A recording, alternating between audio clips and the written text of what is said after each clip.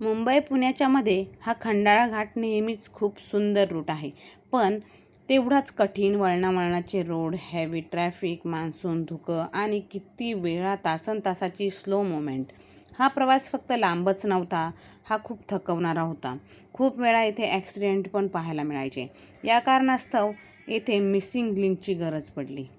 Missing link एक महाप्रकल्प, जगातला सगळ्यात मोठा टनल, सगळ्यात रुंद टनल, सगळ्यात उंच टनल. येथे वरती लोणावळा लेक आहे, त्याच्या खाली आपण 180 मीटर आहोत.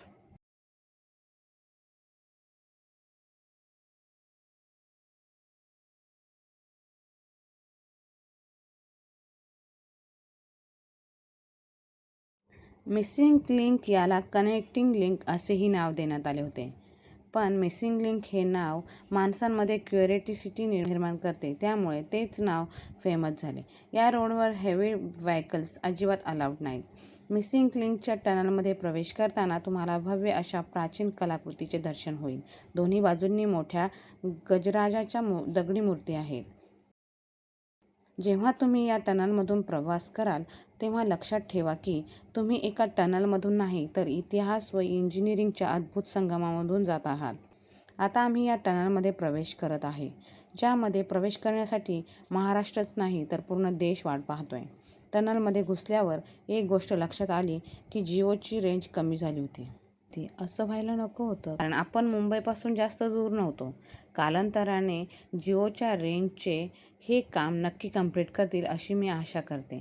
आपण फक्त डोंगराच्या खालूनच नाही, तर लोणावळा लेकच्या खालून पण प्रवास करतोय. इंजिनिअरिंगचे असे सुंदर उदाहरण कदाचितच कुठे पाहायला मिळेल.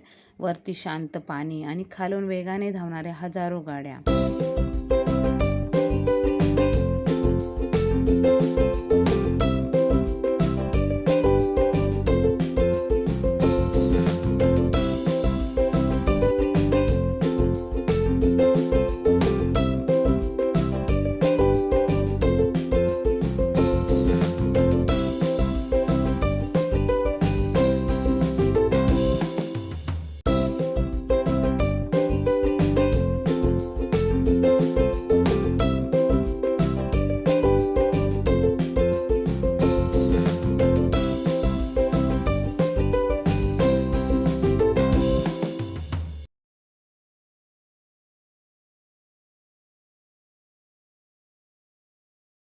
तुम्हाला हा मिसिंग लिंकचा प्रवास कसा वाटला कमेंटमध्ये नक्की सांगा, व तुम्ही पण या मिसिंग लिंकच्या प्रवासाचा आनंद नक्की घ्या.